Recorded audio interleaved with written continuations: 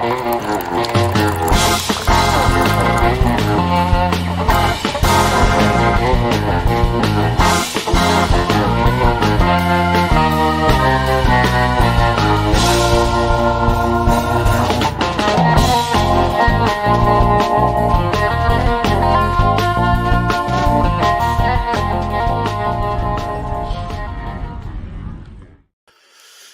good morning, man.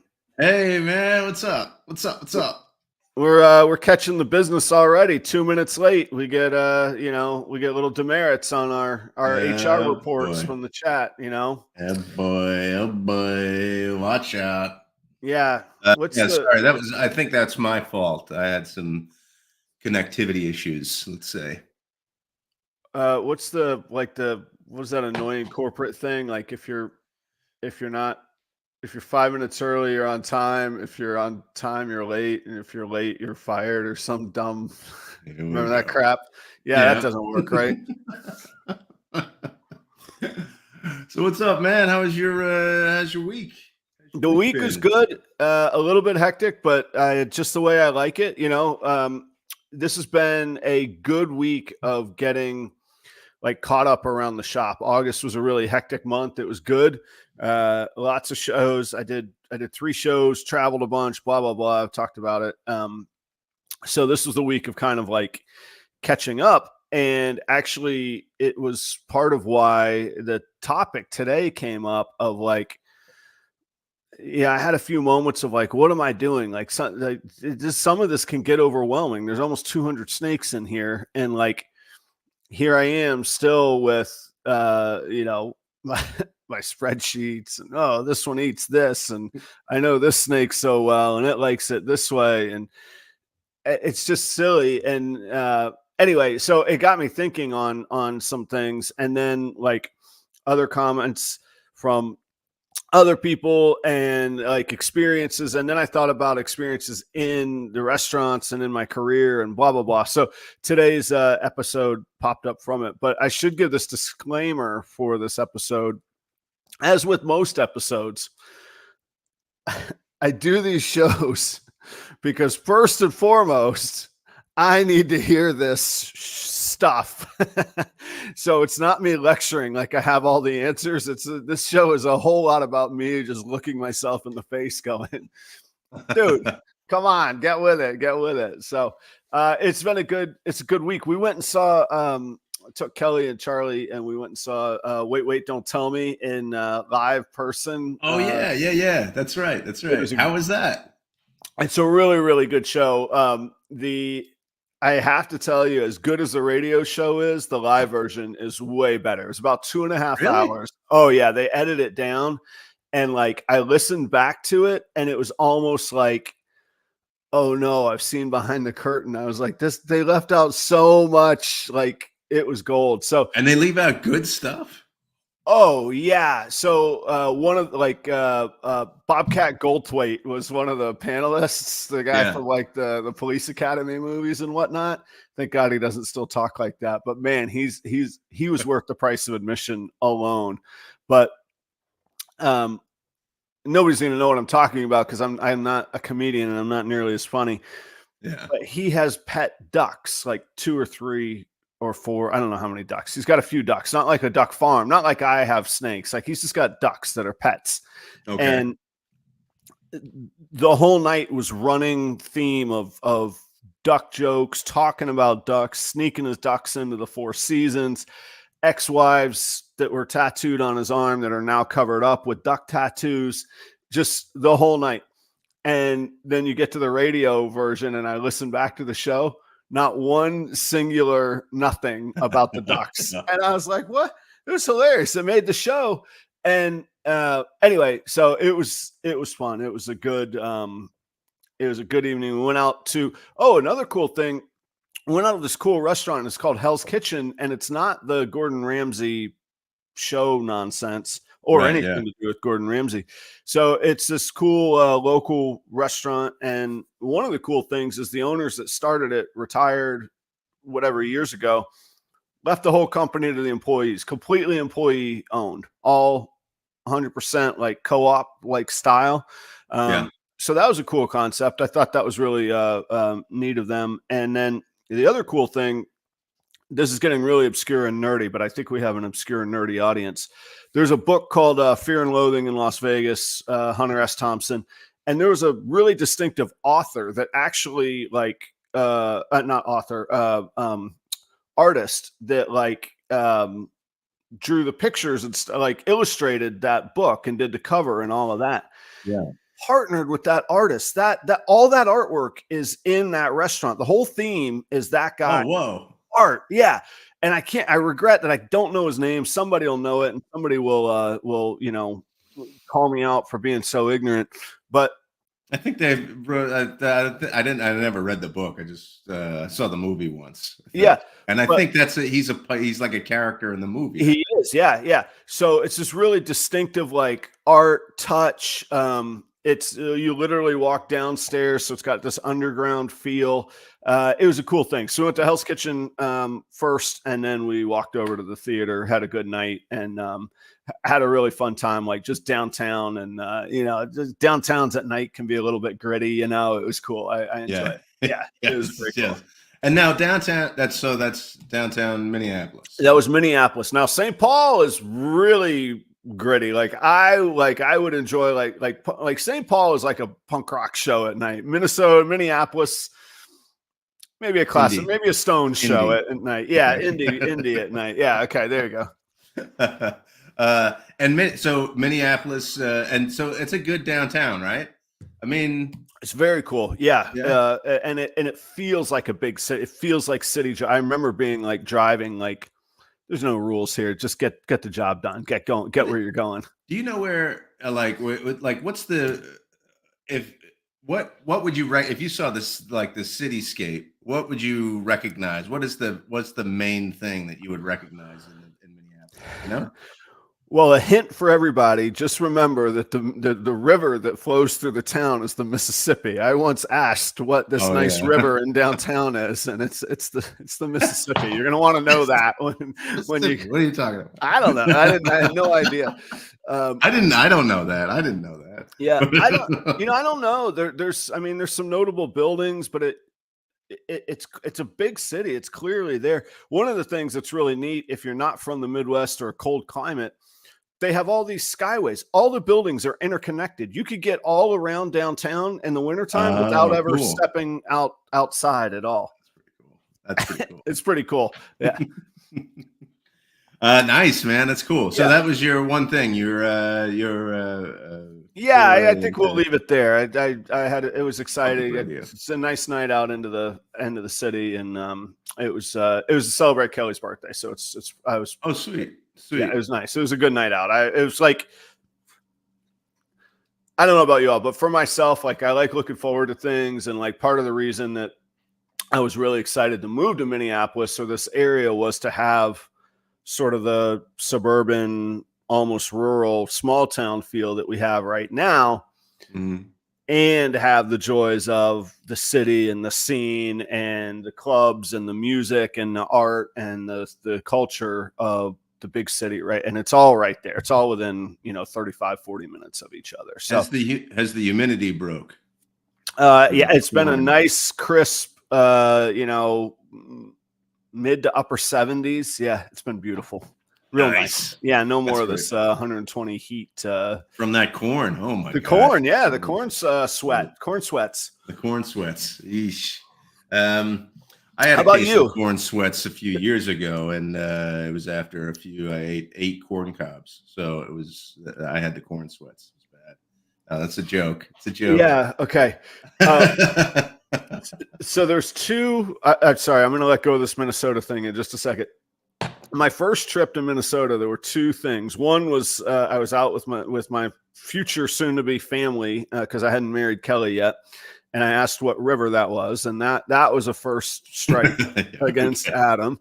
The second was, and I know the river's going to. I didn't know part of the story was that it was Kelly's family that you had asked. Oh yeah, we would walk down to the river for the 4th of July. Her father's a doctor with the Mayo Clinic. It's very, respectable people that I'm trying to sort of impress, and I'm trying to make conversation. I'm like, this is a beautiful downtown, beautiful. What do you call this river? This is nice, and like everything stopped, like screeching brakes in a cartoon. That's, you might have heard of it, Adam. That's the Mississippi. The other one was we were at like a family get together, and everybody grills corn. There's corn everywhere. Everything is corn here. I broke in half my front 2 teeth when like I was a kid, and they're completely fake. Yeah. And so I have these epoxy things, and they're not like implants. Like the base of my real teeth are there, and then I broke off the real teeth, and then they get rebuilt. And like every 6 or 8 years, the epoxy falls off, and I got to go to the dentist on short notice and get my front teeth rebuilt. It's an embarrassing, frustrating situation. The point being of why I tell that story is I do not eat corn off of a cob. Right. So here's this Florida boy standing his corn up vertically, cutting it off of the cob to eat with a fork. Come on, man. I know. And man, I had no idea. Eat side teeth, you know? Yeah, I could have I could have been smoking a Marlboro, eating corn properly, and they would have been more receptive to me cutting it off of the corn. It's hilarious. Yeah. Was there any particular moment where you won their graces back? I guess it's turned out fine. Or are you still on the outs? Well, it's the son-in-law. You never quite get into the inner circle. At best, you're in the second or third outer ring. I mean, you know what I mean. I know what you're saying. You're in, but there's still the inner sanctum that you might not ever quite gain at. You can look in the window of it, but you don't really get in there. It's so funny. Chelsea's family is so welcoming and kind and nice to me, and I have great relationships. But then, like, I do notice there's like talk that happens that I'm not privy to. Yeah. I cannot, and I will not go into the details, but there definitely was a email thread recently that turns out I think I was copied as a courtesy, not because my input was wanted. Oh, did you give input when? Oh, lots. Yeah. You did. Yeah. We're gonna let that be, but yeah, we have to stop there. But yes. Okay. It's a recent experience. Yeah. So my one thing is I started teaching a class again. Oh, nice. Got the academic blood flowing, huh? Yeah. And it's that. So I've been teaching online classes for a while. And they're completely online. They're asynchronous. There's not even a live component to it. Okay. I just grade. Soulless, go through the motions, right? Yeah. And I help people navigate the online modules and stuff like that. So it's fine. It's okay. I read a lot of people's thoughts about religion and stuff like that, which is okay. That's good. But I got a classroom class this term. Molding the future, clay minds on the wheel that you can, get your fingers into. And I was so excited about it. I was like, yes, back in front of people, having conversations, hashing out what we think about this concept and that concept. Right. And I was so excited about it that I was like, this is great. That I didn't really prepare. And I don't know why. I just thought, oh, I'm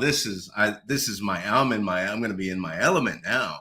I'm just going to take over. It's going to be great. But I haven't been in the classroom in like 2 years. Okay. And I had my 4th class last night, and I'm a little rusty.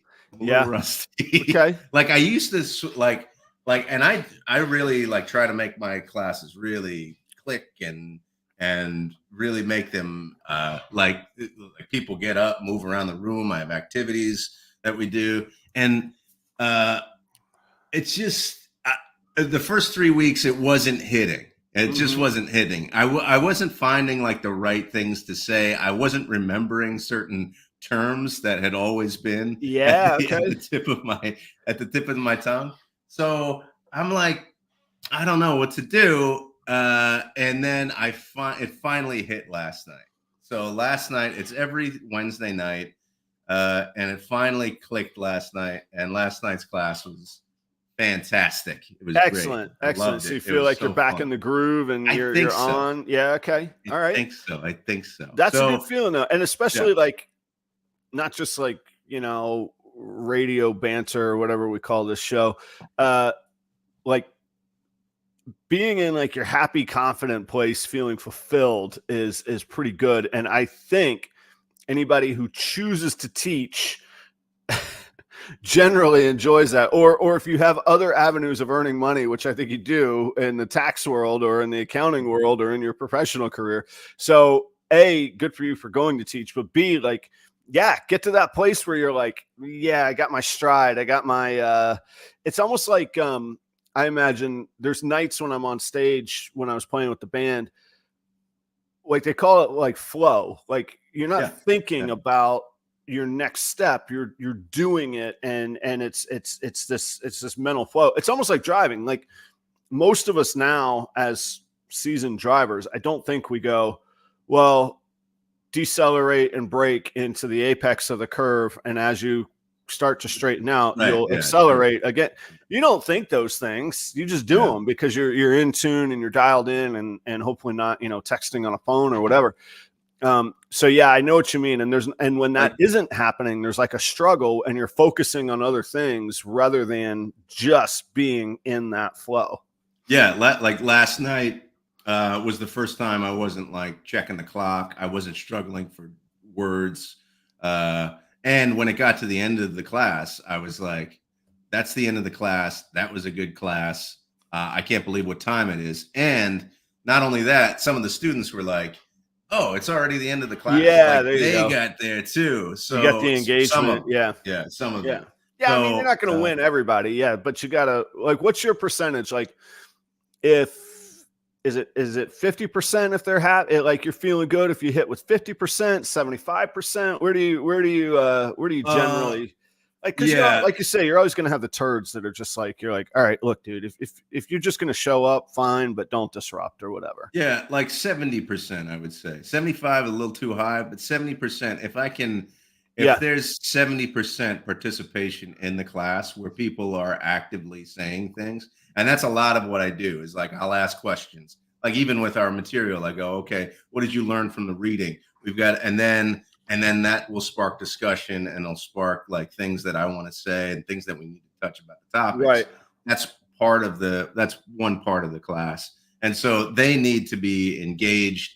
And if I get 70%, that's I'm really happy with that. That's pretty good. Because let me tell you, I was that 30% for like 90% of my college career. I sucked at college, man. I mean, I loved it, but that's also why I sucked at it. Like I loved everything but the academics, the extracurriculars. Yeah, I loved going to work. I loved, I loved figuring it all out. I got through school with no debt. I worked, at University of Florida. I mean, I did it, but it wasn't great, man. It's funny. Chris says, I got my groove back. That's one thing that I said last night. I was like, hey guys, I've been a little rusty. Like I admitted to the class, I feel a little rusty doing this, but I felt like tonight I got my groove back and I used that term and there was no response to it. It was kind of weird that I had said it. So I was going to bring up, and it's not the same as teaching, but it actually is a similar age demographic. I found in leadership in restaurants, I would go through these cycles and they'd be, I don't know, 3, 4, maybe 5-year cycles, really hard to define. And then of course, COVID screwed things up, but I would find that I got really, really good. I got really, really where I was clicking with my team. I could really reach them. The messages were getting by, and I'm not talking about building a good team. I mean, like connecting, like almost psychologically with them. And then out of nowhere, I would feel like I didn't know what the hell was going on. And I realized I had been around long enough to go through sort of these micro generational things. I'd figured out like the mindset and how to communicate with like this group. And then they aged themselves out. Like 18-year-olds versus 24-year-olds are way different. So like I figured out this 18-year-old crew that was with me for a long time. And of course people come and go and there's turnover and all that. And then I would be like, damn, I used to be good at giving these like pre-shift meetings and getting people engaged. And I would have to relearn it again. Do you find that in class where you're okay. And especially because the college classes have gotten younger, because there are so many high school students that are in my classes that are dual enrollment or they've graduated early. So even that is they've gotten younger, and you're always trying to like, speak in a way that you want to connect with them. Yeah, right. We don't want to necessarily like patronize them with our hipness. Yeah, but and you don't still got to connect. It. Yeah, you don't want to overdo it because then you just sound like you're trying too hard. Right. So you show interest, and then you go, okay, let's get down to business. And it's it's really fun. I mean, that's what keeps me on my toes. It's like you have to figure out a way to connect. And that's what I wasn't doing the first 3 weeks. And last night it was okay, cool. All right. And then and I don't want to disparage like there's a comment like I spent my time in class making lesson plans for work. I completely understand that. And like that 30% or so, like I don't have any. Oh, that's true. Yeah, you don't know what they're going through. Who knows? No ill will at all. So except if then they complain about the class, then there you go. It's like, okay, I'm trying to pour my heart out here. You don't want to pay attention, but then you've got comments like that. I don't do a good job or something like that. Well, Joe, you know what you called the guy that graduated with the lowest GPA in the class? What's that? A graduate. Yeah, baby. I got my paper and I got my degree and it works just as well. I knew I wasn't going to grad school. All I needed. I just had to figure out how to get through there, man. We should get on to the topic, but I'm very serious about, I want people to walk away thinking differently or learning something differently, or not so much learning. That's what a student said last night. She said, I don't necessarily learn in these class times. I'm like, what do you mean? And talking about a backhanded compliment, right? She says, I just think differently after I leave the class. And I'm like, yeah, that's exactly what I'm going for. Go and do the online modules and do the reading and learn what you need to learn about Taoism or Confucianism or whatever. But in this 2 hours that we have right here, let's try and think differently. Let's do things that make us think differently. That's what I really, really love. Dude, and you light up like a Christmas tree on that. I know. I love you got it, huh? Right. It's in you, huh? All right. Yeah. Well, I am happy to hear that you're back at it. So do you think you'll, so that's obviously the fall semester. Is this going to be an ongoing thing or something that you're able to pop in and out of? No, I'm not sure. I think if there's availability, they give it to me. And if they don't, I just go. So I have 2 classes, an online class and an in class. So I think I always have that online class. But if there's availability, that I pick up in class thing. Nice work, man. I don't know if everybody knows, I have a history degree and a minor in secondary education. My goal was to go out and be a history teacher in the world. That was really? Oh yeah, it's going to be Mr. Shirah, his classroom. So I do have a special, and aside for all my snide stuff about just getting through school with the lowest GPA, blah blah blah, I literally wanted to be a teacher. That was why I went to college. That was really the fuel. That was my goal. Definitely. Yeah, and you're doing it, and you're kind of doing it in a way.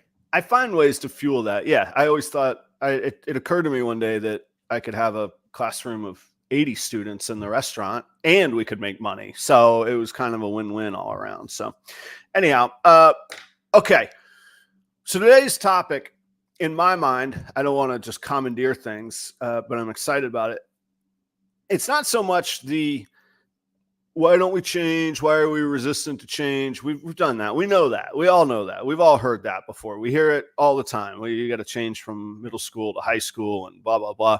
You got to grow up. But it's this special like niche of technology and innovation and adaptation. And I think that we have this, and I say we, I'll just say me, but I see it all around. We have this unnatural resistance to adapting or taking new opportunity, taking new resources. And let me just give a disclaimer. This Robert at Husbandry Pro is probably like, yeah, boy, here's the episode I've been waiting for. It does fit. Husbandry Pro does fit what I'm talking about in the industry, but this is not some sort of like nuanced hour-long advertisement for Husbandry Pro. I do advocate for them. I do use them, but I got thinking about it, and there was just tons and tons and tons of examples of far beyond Adam and far beyond the ball python industry of this resistance to using technology and adapting to opportunities that come our way. So a few really specific micro examples, and I'll give some macro examples too. And again, I'll go to Husbandry Pro, guys. If you want to check it out, properroyals 60, get your 60-day free trial. Whatever you use, whether it be some, reminders on your phone, whether it be a specific app or software like Husbandry Pro, whether it be some of the competitors, there's some entry-level free ones out there you can use. It's not difficult stuff to track feeding, to track breeding, to track all these plans. But I find that we have all these sheets of paper, all these notes everywhere.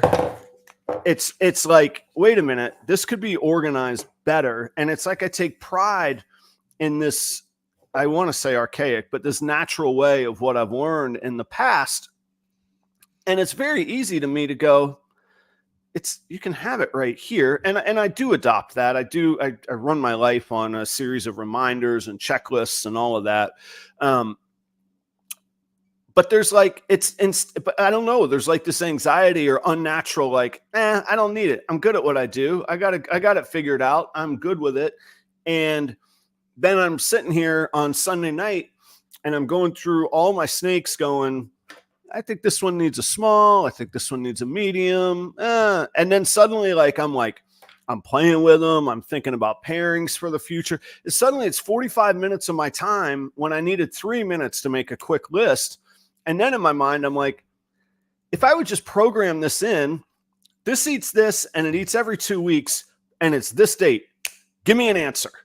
Yeah. The software will do that, but I could do that on a spreadsheet too. And I still don't do it. I still do it with this clipboard. Anyway, so there's my own thought, but then I got thinking bigger. So I remember we went from, we got this digital restaurant computer system, and we had iPads at the table. Up until the day that I said, hey, we're going to have iPads wireless at the table. If you would ask servers, what's the worst part of your day? Well, my section's on the patio, and that's 200 yards from the kitchen. And every time somebody needs a side of ranch, I got to walk all the way back to the kitchen, or the server station is 100 yards away because I got to take the order, walk there, walk back. And I put an iPad in their hands and I say, get rid of your pad and paper. That's done. Take the order at the table, and I'm going to literally save you miles a day. Miles. Yeah. They want their pad and paper. Oh, iPad, I can't do all of this. They're texting 99 miles an hour on their little phone, an iPad 4 times the size, and they're like, I can't see it. I can't find the buttons. I'm like, that's a lie. You just don't want to do it. Yeah. And rationally, we know that it's better. Same with the chefs. Remember the days of all the tickets everywhere? Whoa, Adam, where's that ticket? Where's table 102? I don't know. It's on the ground in a puddle of ranch. Nice display screens, pull it up here. They hate it. They don't want it. Oh my gosh. Getting everybody on board was, if you were to ask me what some of the biggest accomplishments in my career were, it was implementing the kitchen display system and actually getting an old school crew of chefs, not just cooks that you like, career chefs telling me, screw you. We did it. And I don't understand why we can't get our heads around that. We know it's better. We know it's rationally better. What are we afraid of? And I don't know. I think about this, and I think about this a lot in my current work, because we do have some folks. I think I've mentioned this. We've changed to a different system that is much, much better. But there's resistance to it. Yeah, because it's. I don't know. I've been thinking about, because it's more difficult to learn something than it is to do the difficult thing that you've already mastered. Yeah, do you think that's right? I think that's right. And we get comfortable, and there's inertia in physics, but I think there's inertia psychologically. We know that with change that there's a risk. So we know that. But I got thinking, I put a lot of thought into this one, Joe. I think it's our ego. And that's too simple of a statement to say.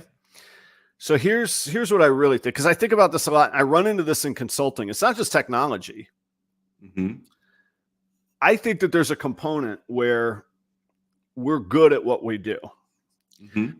So if we have to do something different, this new thing comes floating down the river, however it's presented to us. It's somebody or something saying, you're not as good as you could be. And that's what screws with us. We're good at, in our minds, we're going, I'm good at what I do. I got this. Yeah. If you have to adopt something new, it's acquiescing to, I'm not as good as I could be. Yeah. Ooh, but I've been at this 26 years. I'm good at this. I don't need your display system, Adam, Mr. Front of the House bow tie. Get out of the kitchen, suit. We got this back here. I think that's a component of it, and I don't think that we look ourselves in the mirror. I think that's part of the struggle. Well, just so I was thinking almost the same thing, and I actually wrote down a word, building, to remind me what to say. Because when you get into something, you're building your knowledge, you're building your skills, you're building, this is how I do things. Career of stacking experience. I'm building this towards the expert level, right? And then a technology comes along and goes, and level is the good word, levels everything. Yeah.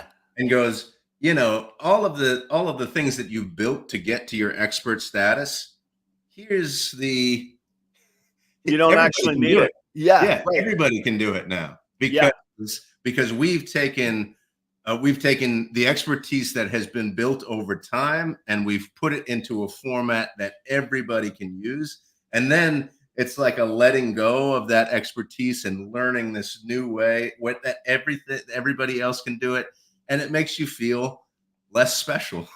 It makes you feel less special. No, there's a whole lot to it. And I have to be careful here how I put this.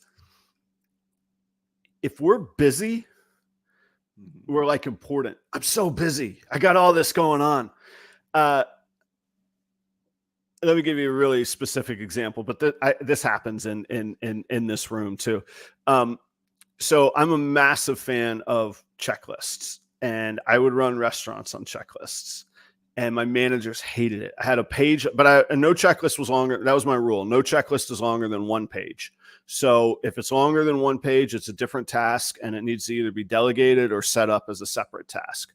So the opening walkthrough checklist, really, really, really basic things. Are the lights on? Adam, I'm a manager. I don't need a checklist to tell me if the lights are on. Okay. Is the front entrance nice? Is it swept? I don't need a checklist to tell me. I'm going to know when I walk in the front door. Okay. Are the menus clean and wiped down? I'm not a dummy. I'm a manager. I know this stuff. I'm a professional. I'm not going to serve a dirty menu. Okay. Are there any burnout light bulbs? Adam, I don't need a checklist. I'm going to see it. Okay. And you know what? There was 99 of those things. And I could tell in an instant when I walked in, oh, how did you not get to the light bulb today? Well, there's a lot going on. Oh, so you did need a checklist because there is a lot going on. And it wasn't that I was right and I was happy to be right. It was that I needed them to embrace the idea.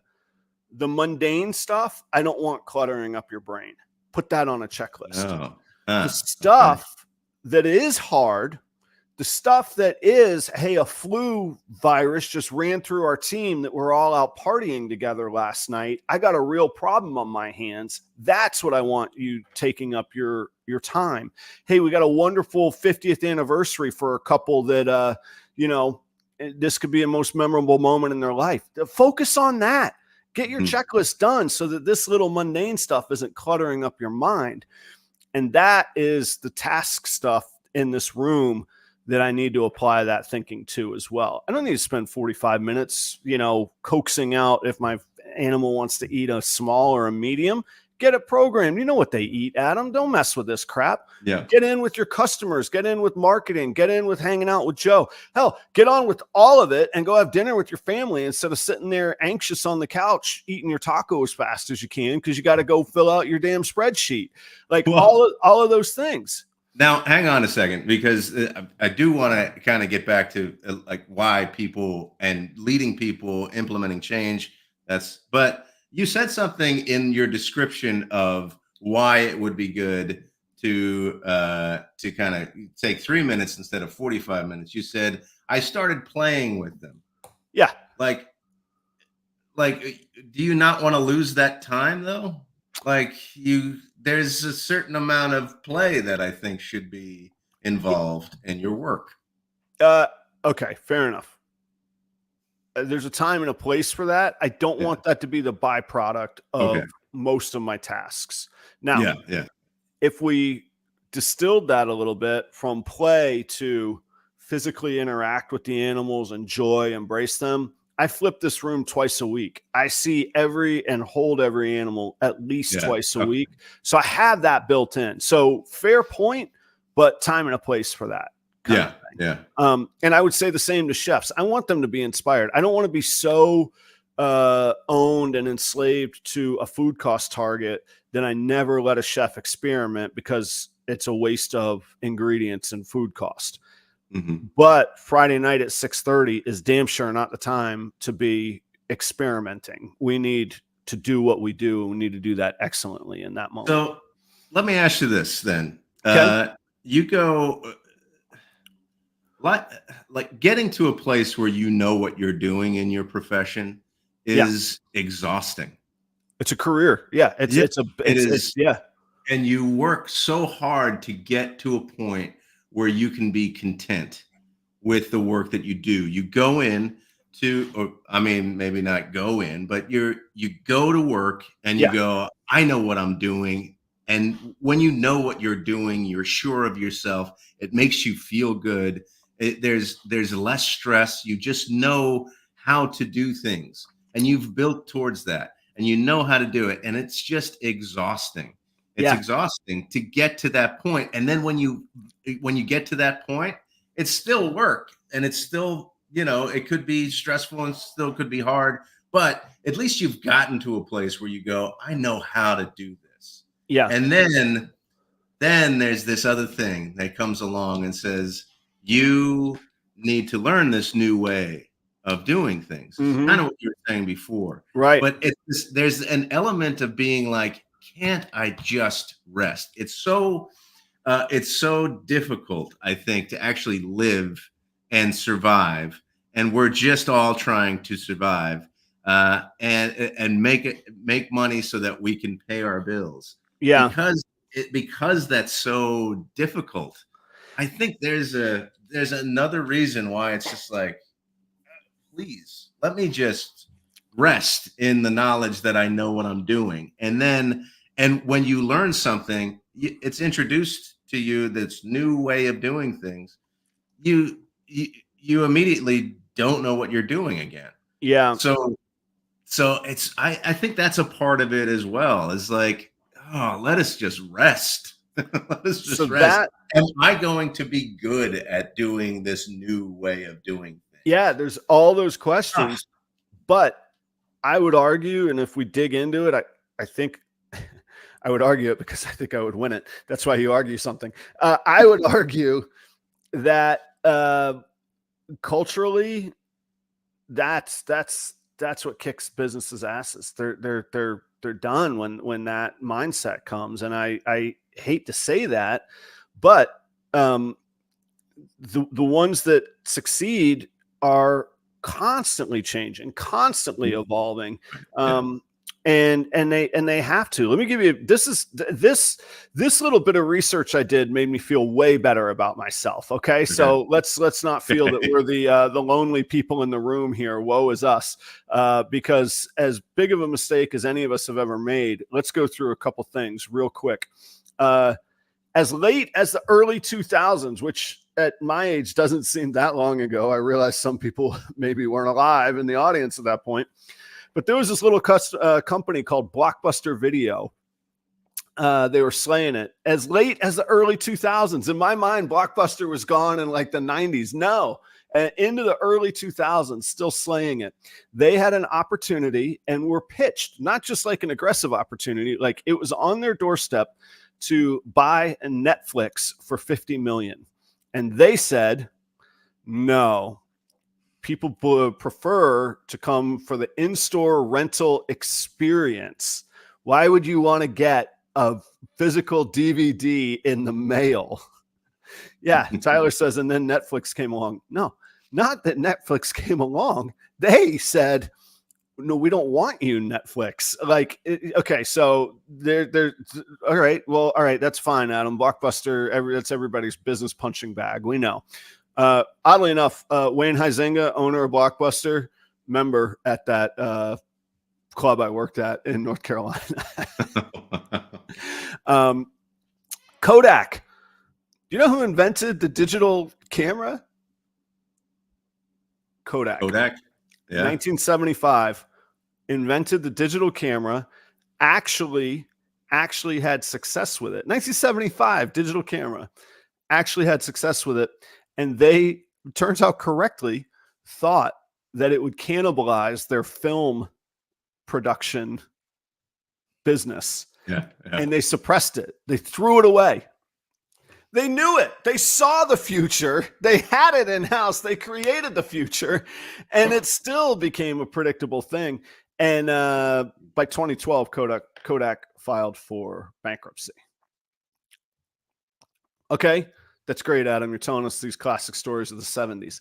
Today, Intel about to be kicked out of the Dow Jones Industrial Average. Gonna be it's I don't know if anybody follows this. The Dow is the top 30 stocks that give sort of an indication of the overall macro what do I call it, large cap companies, businesses, and it's a good litmus test for the overall economy from a macro standpoint. S&P a little bit smaller, NASDAQ tech related. So Dow Jones, you can be promoted and kicked out. If you follow soccer or if you follow Ted Lasso, you understand the idea of promotion and demotion and all of that, or Wrexham.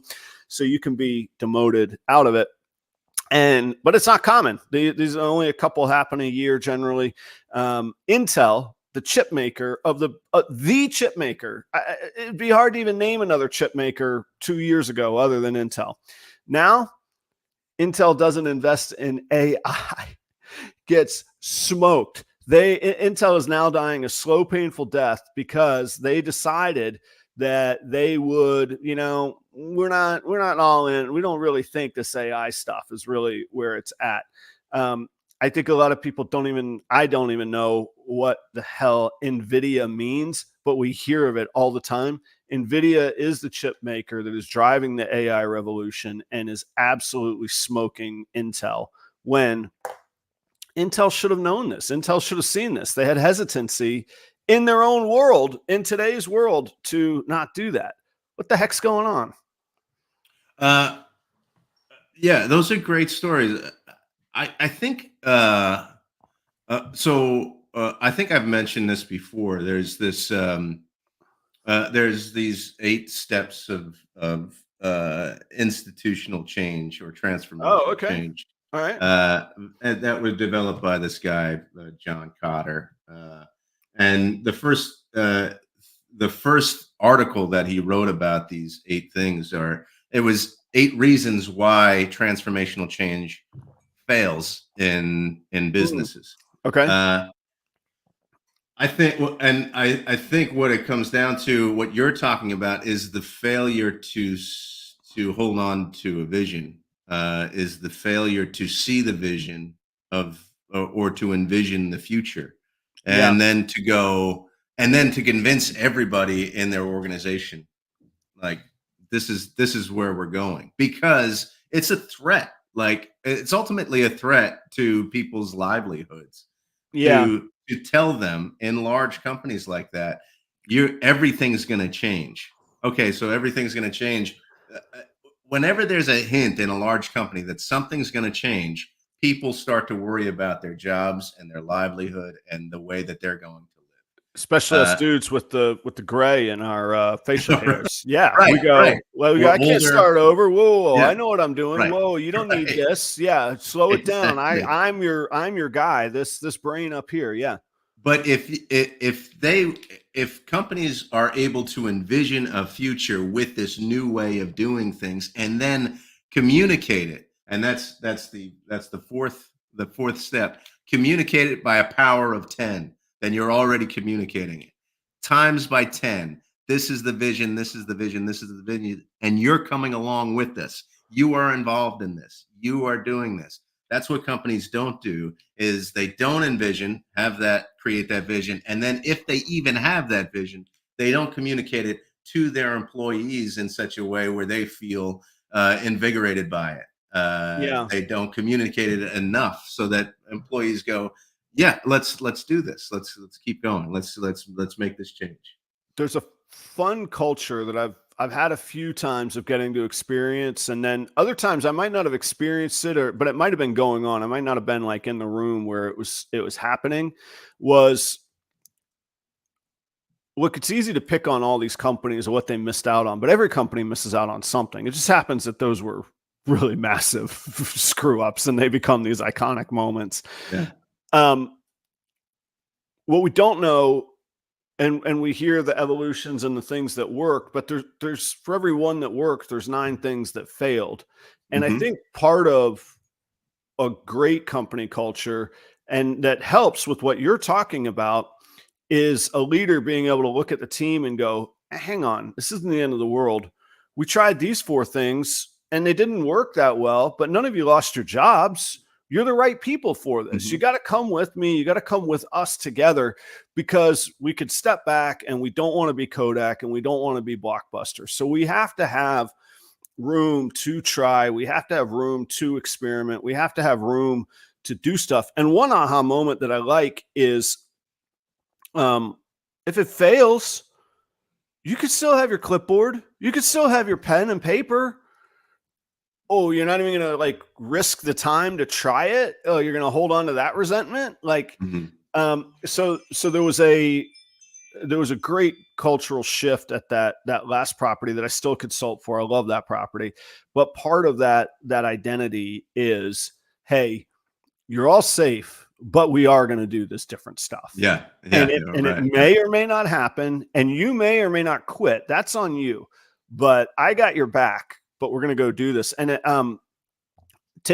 this is not in my realm whatsoever, by and large, but I've studied some AI stuff, and I feel like it is absolutely something that I have to understand for the future and be maybe not fluent, but at least have an understanding of what's going on.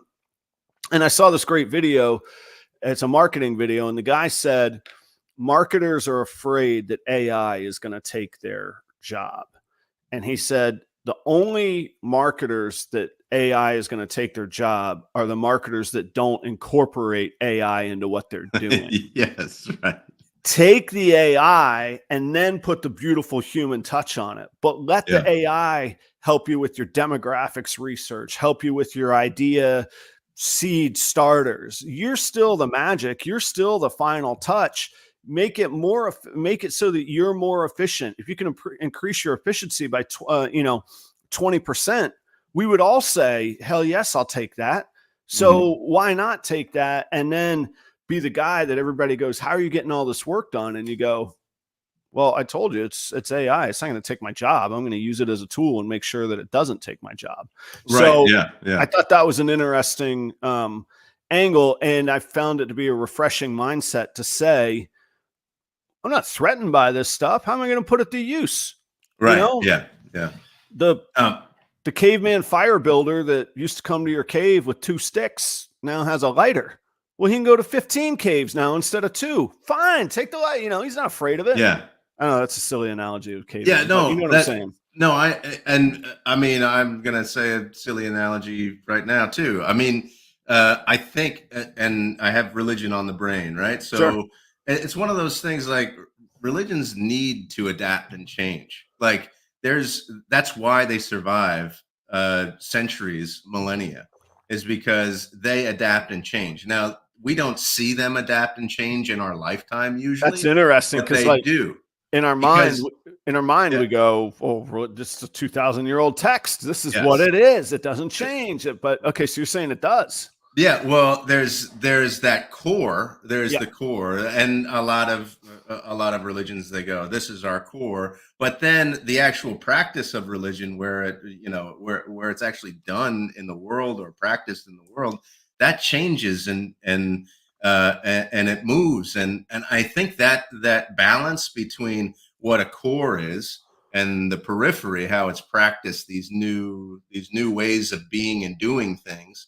I think there's that balance that is struck between those two things that I think needs to be there. Because if you go, I've completely changed, then you become something different. And if you want to become something different, that's fine. There's a lot of companies that have done that. Yeah. But do you want to hold on to your core? And is there a balance there? Is there a balance that you can strike? And so that's like at the macro level with I think there has to be balance of who you are, what's your core, and then how is it going to change over time? That's at a macro level. Then at a more micro level, I think personalities are, I think there's a part of personalities that are innate. I do think that.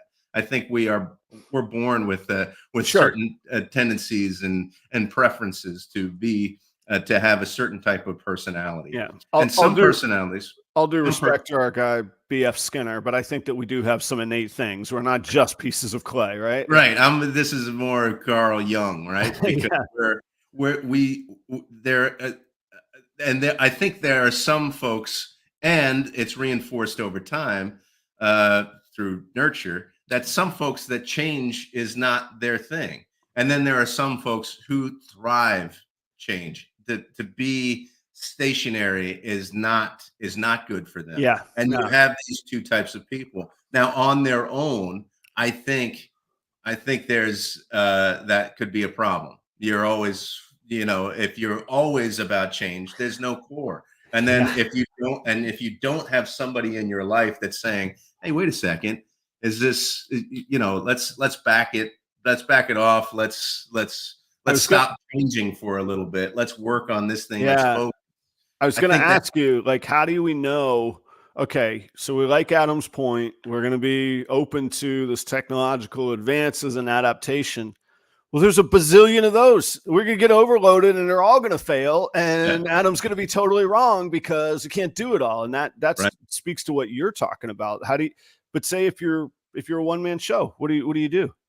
I think what you're doing is really important. It's gathering a group of people around you who are different than you.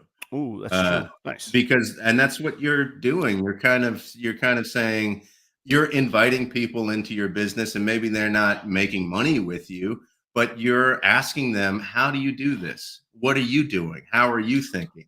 this whole thing that we're doing every Thursday is extremely important, I think, to you, and it's important to me because I see people who are doing things differently, and then find out really what you want to do and who you really are when you're around people who are different from you. Yeah. So that's what you do, I think. And like I was saying, the opposite is then you encounter these folks that are like, nothing new. This is the way it's always done. This is the way that it always worked. You've got to introduce people into your life that are those people that are like, change, change, change, you know? Yeah. I think it's hard to look. I think it's easy to throw like ideas into like this category of competitors. I don't know this person personally, but I see his content everywhere, Bash Coder, and it's great and it stands out. And I remember the first time I saw it, and he's made a recent splash of really great content. And so as somebody that makes content, you look and you're like, yeah, is this guy going to be around? And he has been around, but he has really phenomenal photo and lighting and audio video. And in my mind, I'm like, that's all cool, but at the end of the day, it's content. You could record, whatever you want.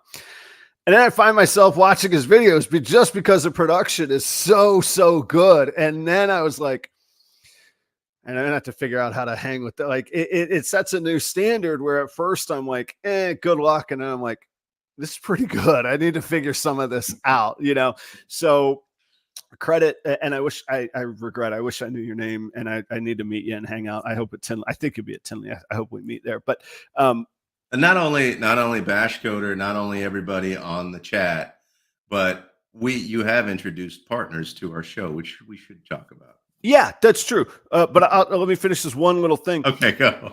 I finally was like, so what he does is his face is incredibly in focus, and behind him is not like the fake wall of blurry like on Zoom calls. It's really nicely done where clearly the focus is up front.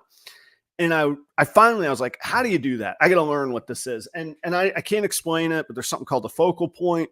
And it turns out you could do that on an iPhone. And that's now how I take the pictures of my snakes, which makes them pop out even a little bit more.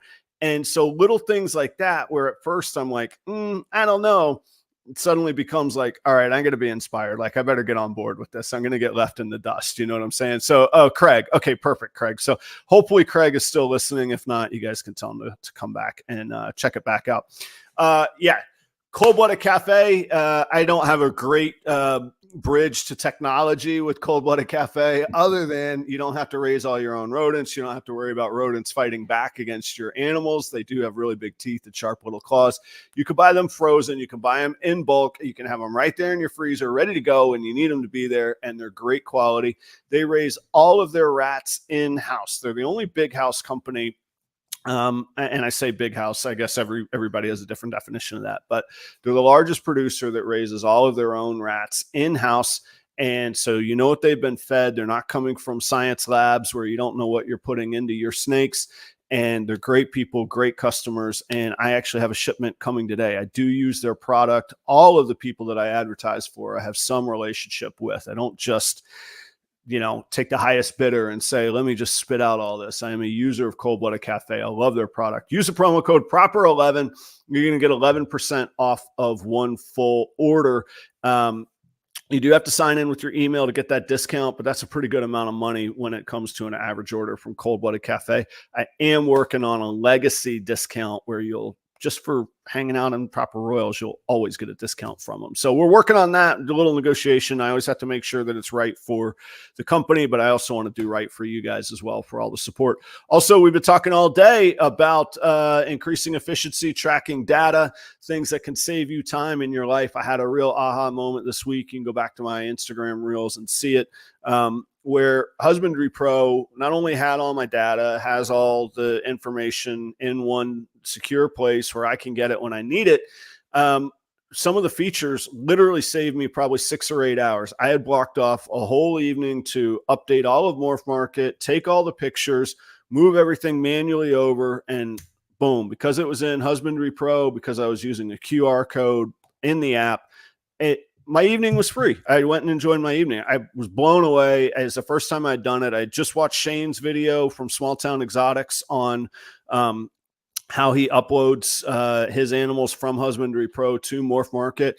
And I did it, and I was wide open all of a sudden for the evening. So it buys you time to get on with the stuff that really matters to you. So check out those two companies. Also, Reagan, Renee, Royal Pythons, if you like really nice, I would call them ornate snakes, but really high caliber snakes, but in single, double, triple, and quad het combinations. Also single, double, and triple visuals as well. Incredible opportunities for building breeding projects from Charlie at Reagan Renee, specifically DG Krypton clown stuff. There's some puzzle stuff that he's got going on there. But if you're not a believer in Krypton yet or don't know why you should be, go check out Charlie at Reagan Renee. He's got some amazing animals on sale right now, ready to go for you. Last but not least is Keith at Kreative Genetics. He's out there in Fresno, California. Keith and I are working a lot of breeding projects this year. I've got a clown axanthic VPI from him. So a lot of hatchlings coming up that are either visual clown, het axanthic, het clown, double het. And we do have a shot at some double visual combos with codoms in the mix. So not just the base genes as well. So stick around for those and check out what Keith has going on. He's got some cool stranger stuff with Pied Clown and Axanthic as well. Thank you to the sponsors. Thank you to the audience. How fun is this day today?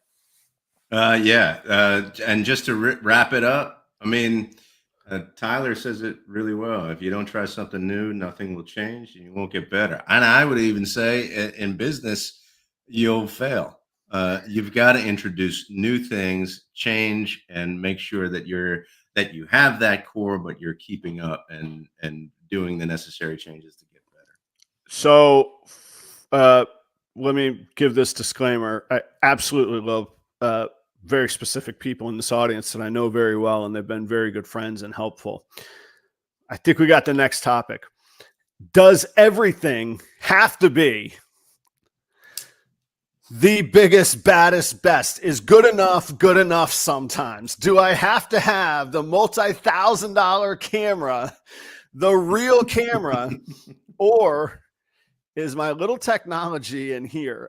We got to do, I want to find a way to run an experiment and be like, do I really need a condenser microphone, or can I just speak into the laptop microphone? Do I need the actual lens? And I point at it because I have a Canon but the Canon it's iPhone is so close. It's so good enough that, and I realize to a trained eye, they'll say, no, never. I'm that way about Gibson guitars. Don't tell me that an Epiphone is good enough. I want a Gibson, but here's the secret. On stage, nobody knows the difference. Is that good enough? Where do we go too far on this? So there we go. We can use that on the jumping off point. Where do we hang it up on some of this stuff? Audience, thank y'all very much. I'll see you in Denver this weekend. If you're out at the show, come see me. We're doing live broadcasts from the Redline shipping booth, live Proper Royals episodes. If you want to get your brand out, if you want to talk business, you want to talk the show, you want to talk cool things to eat and drink in Denver, come by the booth, message me, I'll get you on the schedule, and we can get you a little FaceTime on the channel. Hope to see y'all there. Thanks for Redline for getting me out there. Thanks to the sponsors. Joe, are you got anything exciting this week? What are you doing? Nothing exciting. When's your next in-person class? Next Wednesday. So next Wednesday. Yeah, that's September 11th. All right. Well, we're going to check in with you on Thursday morning. We'll be back same place, same time. Yeah. Okay. Yeah. We'll see you then, everybody. Thanks. All right. See you, Joe. Thanks, guys.